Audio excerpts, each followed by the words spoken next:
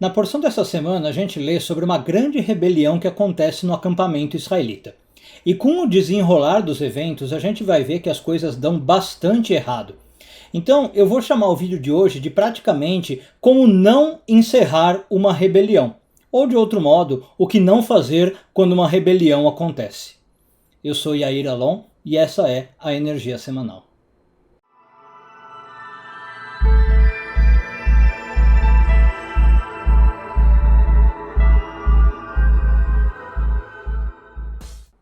A porção que a gente está lendo essa semana começa mostrando para nós um homem chamado Korah.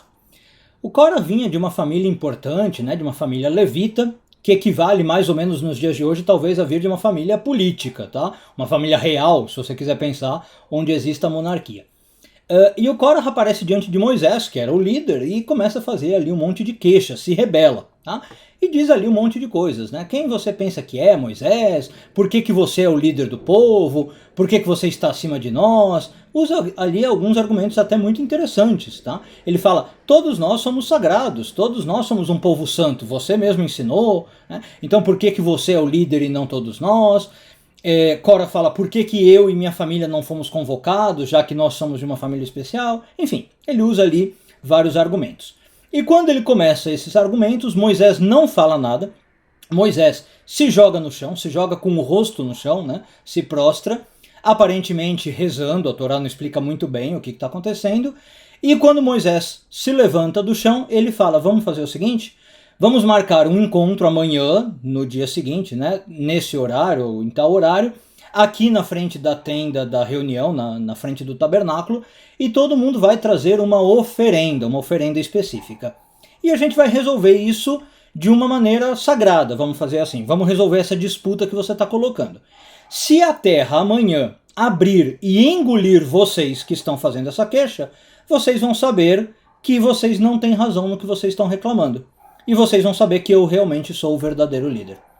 Aliás, é uma ação aqui bastante enfática do Moisés, né? Uma ação bastante dramática. Aliás, cá entre nós seria um ótimo jeito de encerrar um conflito. Imagina, cada vez que tem alguém que discorda de nós, que vem prestar uma crítica, a gente fala, olha, que a terra te engula, a terra leva você embora e a gente encerra os conflitos. Bom, e aí o que ocorre, na verdade, a gente vê a seguir exatamente isso, tá? No dia seguinte eles aparecem, fazem oferenda, o que Moisés sugere, e a terra abre, engole Korah e todo mundo que estava com ele. O Korah não aparece sozinho, né? Ele tinha alguns rebeldes ali com ele. Bom, e aí o mais interessante, a meu ver, vem a seguir. Por quê? Quando acontece isso, o povo todo estava acompanhando a história, né? Todo o resto do povo acompanha. E quando acontece isso, o povo começa a reclamar com Moisés também. Aparece para Moisés e fala o seguinte, você matou o povo do Eterno. Você matou uma parte do povo do Eterno. Você matou gente que é sagrada, que é santa. Ou seja, o conflito não terminou naquele momento. Ficou pior. Aquilo que começou com um questionamento à liderança de Moisés continua acontecendo. A liderança de Moisés continua sendo questionada, né? E aí as coisas degringolam totalmente, gente. Aí vem uma praga sobre o acampamento e a Torá conta para nós que 14.700 pessoas morrem de uma praga.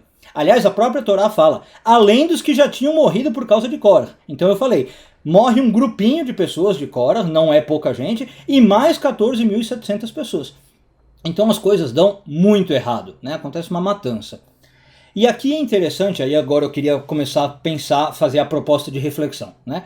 Em geral, isso aqui que está acontecendo é o oposto de um padrão que a gente pode ver na Torá. Qual padrão? Em geral, na Torá acontece assim, tem um problema, tá? Se uma pessoa como Moisés intervém, ou uma pessoa de elevação espiritual intervém, acontece um milagre, esse milagre acontece e o problema é imediatamente resolvido, tá? O milagre aparece para acabar com o problema. Então eu vou dar alguns exemplos aqui. Os egípcios estão vindo, né? Saímos do Egito, os egípcios estão vindo, vão nos matar, abre o Mar Vermelho, o povo passa, se salva e os egípcios morrem, né? O mar se fecha. Pronto, veio o milagre e resolveu o problema.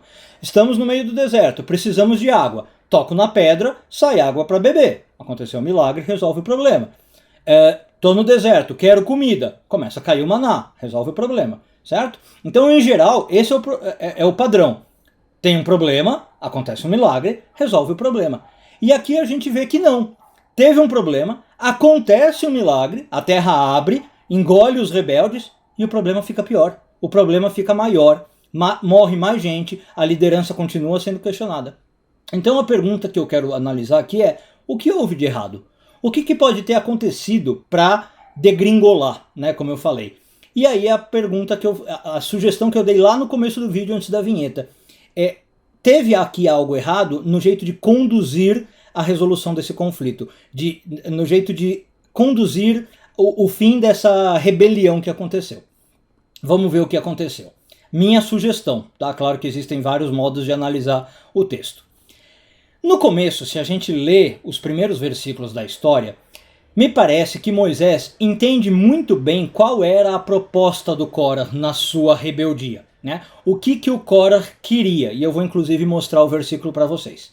Quando Córah aparece e faz as suas queixas, Moisés entende que, na verdade, o Córah está querendo o sacerdócio e a posição de Arão.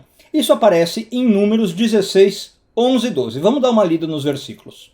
Eu falei 11 e 12, mas na verdade, desculpe, é 10 e 11. Olha só o que diz o Moisés para o Córah, né, quando ele começa os questionamentos. O Bikashtem Gam Keoná. E vocês pediram o sacerdócio. Tá vendo? Moisés está resumindo a queixa. Vocês estão preocupados com o sacerdócio. E no versículo 11 ele diz: Lachen atave kola da terra, então você e toda a tua companhia, né, todo o teu grupo, Anoadim Aladonai, estão se rebelando contra Deus, vê a Haron e Arão. O problema de vocês é com Arão, que hoje é o sacerdote. Tá? Mau kitlonu alav. E aí Moisés pergunta: qual é o problema de vocês com Arão, que vocês estão se queixando com ele? Tá dando para entender? O Moisés fala: eu sei que vocês querem o sacerdócio, desculpa, mas o que vocês têm contra Arão? Por que vocês estão embirrando com ele? Percebe? Esse é o resumo que Moisés faz no começo da história. Mas depois, se a gente avançar alguns versículos, e também já vou mostrar para vocês, é como se Moisés parece que ele esqueceu disso. E aí Moisés começa a entender a questão como um ataque pessoal. Ele não vê mais como um ataque ao sacerdócio ou a Arão, ao irmão dele. Quando a gente chega no versículo 28, olha aí, vou transmitir para vocês. Olha como muda a linguagem de Moisés e o que ele diz agora. Vaiomer Moshe, Moisés disse, Bezot Tedun, aqui é quando ele está propondo o desafio, né, para saber quem está com razão. Com isso vocês saberão que Adonai Shelachani Lasot et kol ha'maasim ele, que Deus me enviou para fazer tudo isso, que lo me libi, e que não fui eu que decidi, que não fui eu que quis assim. Percebe como mudou? Agora Moisés fala, foi Deus que me enviou. Moisés se coloca na equação. Então, se ele tivesse a mesma consciência que a gente viu no primeiro versículo, o que ele devia falar? Vocês vão saber que Deus escolheu Arão. Né? Então, para manter a coerência, ele devia falar assim, vocês estão querendo o sacerdócio e o problema de vocês é com Arão. Eu vou propor um desafio, e se acontecer como eu falei, vocês vão saber que Deus escolheu Arão. Mas não é isso que Moisés fala. Moisés agora fala, vocês vão saber que Deus me escolheu. Percebe como ele puxa a bola para ele? Entendeu? Ele não tinha nada a ver com a história, mas ele está puxando a bola. Então, eu não sei o que aconteceu, podemos fazer algumas especulações. Tá? Como eu disse, talvez porque Arão é irmão dele e ele se doeu, talvez porque ele ama muito a Deus, ele fica doído com essa rebeldia, que ele encara como uma rebeldia a Deus. Né? Não sei o que acontece, mas Moisés começa a levar as coisas para o lado pessoal, ele começa a se envolver na história. E nesse momento, a minha proposta vai ser que a gente analise assim, o conflito começa a aumentar. Quando Moisés começa a levar a coisa para o lado pessoal, a coisa degringola. Ele não consegue mais resolver o conflito de modo absoluto. Então, nesse momento, mesmo o milagre, que geralmente, num caso padrão, encerra o problema, não adianta. Nesse caso, o milagre aumenta o problema. Ele continua tendo a sua liderança questionada. O milagre que deveria ajudar traz mais desgraça, traz uma praga, traz uma matança enorme. A lição que a gente poderia tirar daqui, portanto, é nunca leve para o lado pessoal. Jamais. Tanto coisas boas como as coisas ruins. Mas principalmente as coisas ruins que a gente está falando aqui. Quando alguém vem te criticar, quando alguém vem brigar com você. Tente lembrar, essa é uma lição cabalística importante, que nunca é sobre você.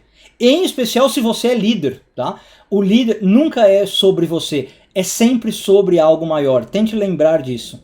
Quando você tem essa mentalidade, você não fica no modo defensivo, no modo agressivo, quando alguém vem se opor ao que você está falando, ao que você está sugerindo.